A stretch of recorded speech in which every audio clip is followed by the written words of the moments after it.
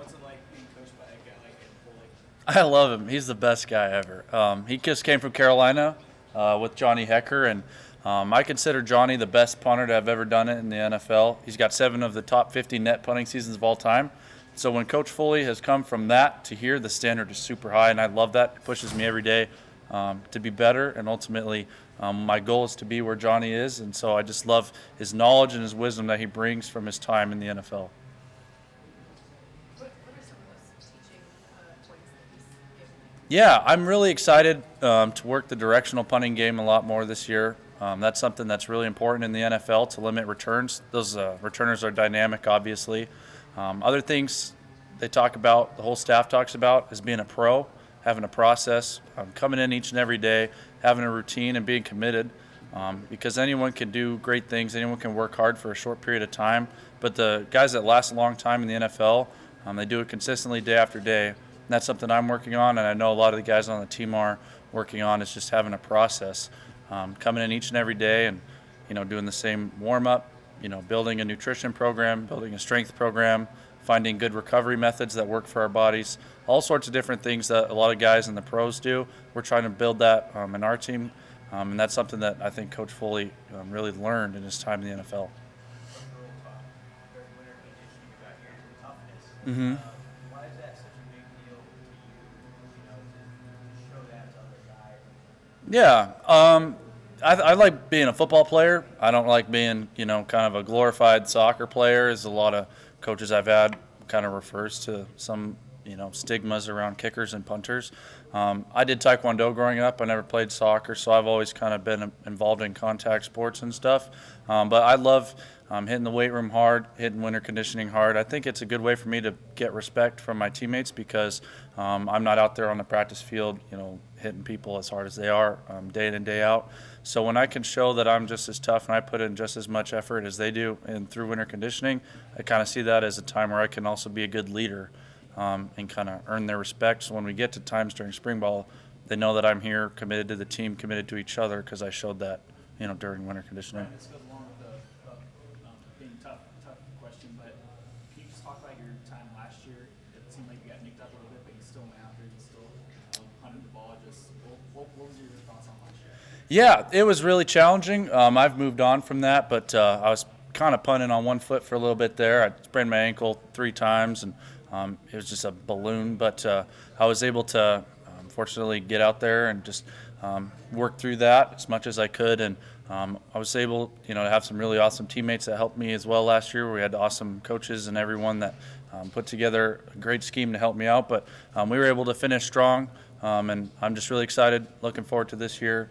My body feels the best it's ever has. Coach Campbell's done a great job down there with us, and I'm just really looking forward to this year. But yeah, last year it brought a lot of challenges, but I learned a lot too, and so I'm really thankful for that. Back to winter conditioning. Mm-hmm. What did you specifically accomplish that you want that you set out to accomplish in the winter? Yeah, so my body, I lost 9 pounds of fat and gained 6 pounds of muscle, dropped 4% body fat. That's pretty much what I was hoping to accomplish in terms of explosiveness. I know that there's a lot of players who have much better numbers than that on our team. I just think that I was able to increase my range of motion on my kicks, improve core strength, improve ankle strength, obviously. That's something I've been working on. And so I feel really healthy. I feel super excited to attack the summer training and go into next fall. Just hopeful to help the team as much as I can, and I feel more able to do that now that I'm in better shape. A lot of coaches are talking about focusing on the fundamentals. Mm-hmm. Is that something that Foley relates to you guys too? Yeah, very much, because punting and kicking is a very technical position, so the fundamentals are huge for us. But we have a process that we go through every day in our practice now. It's really structured, and that's one thing that I kind of talked about that already, but we go through technique, we go through warm-up, we go through working on our drops, we go through working on situations when the wind comes up. We have good conversations about how we're going to play the wind. aiming at different spots on the field, different types of punts we can work into our game. And so, yeah, there's just a bunch of different technical things that we're going to use to our advantage this year because we got a lot of good returners we're going to face in the Big Ten. And ultimately, my goal is to hopefully go to NFL. And so if I can work harder on that right now on the technical things and help my team out as best I can this year, I think that'll help out my ability in the long run to hopefully make a run. Ryan, how do you improve ankle strength? Yeah, I've been working a lot of band isometric holds and then a lot of band like exercises. I've been working with the guys in the training room.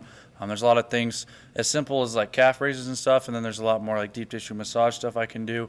I got a stem machine at home that kind of pumps it a bunch. It's called Compex. It's great. And so there's a bunch of different things that I've been able to do, and I feel really good. I mean, it's 100% right now, so I don't have to worry about it. But, yeah, those guys have really helped me out a lot. A lot of this all new for you?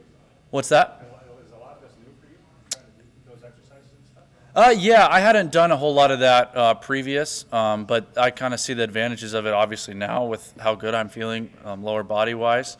I've really kind of tried to hit every muscle area in my lower body this offseason.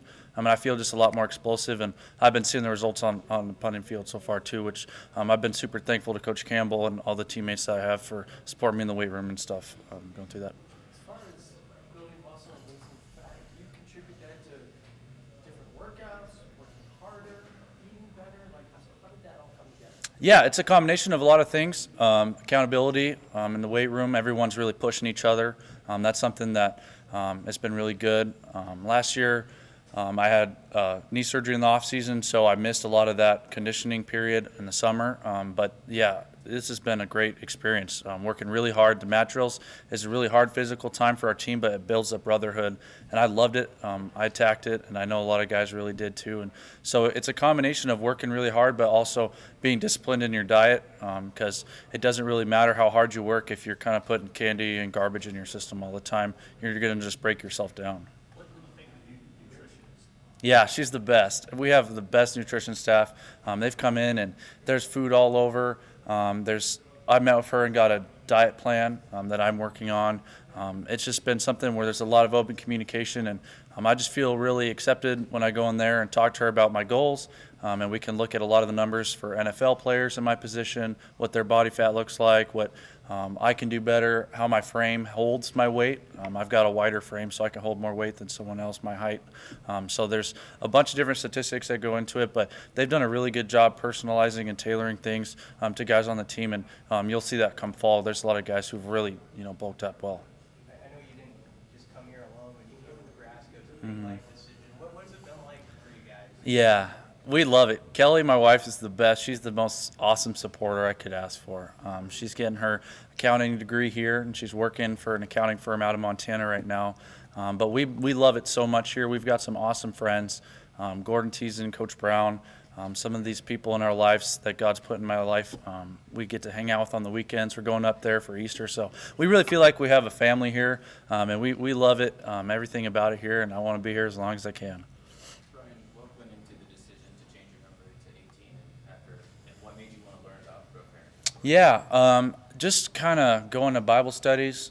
Coach Brown had originally brought up his name last year, kind of told his story, and I looked into it a lot more, and the more I read about it, I was just super inspired.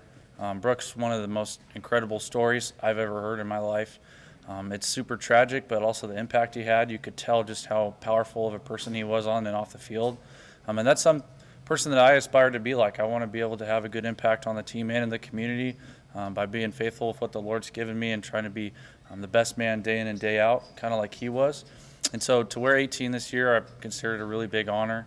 I'm going to try to hold myself to a high standard character-wise, because I know that's what Brooke did, and he's just a really big inspiration for me. We've heard so much about sort of accountability. That's been a word that's been used a lot. We see Coach Rule coaching everybody tough, including the coaches. And I'm just curious, like, wait for a lot of people, like, what that experience is when you see the head coach kind of holding the assistants accountable. Yeah, well, it's very important because everyone needs to get checked in a sense. I think everyone needs to understand that there's a standard, and our standard is excellence, and you can't deviate from that, because once we let one person slip, someone else might see that and be like, I have an excuse now to slip. And so I really appreciate that. That's something that I've seen with one of my coaches in the past. And I know that the guys on the team really appreciate it too. It's something that isn't always easy because it's kind of one of those things where you have to have the tough conversation with someone sometimes. But it's holding each other accountable. That's only going to make us better as a team. And if you take feelings out of it, it's not personal. It's just accountability, and it's for the team to help us get better. Anything else? Anyone else? Thank you.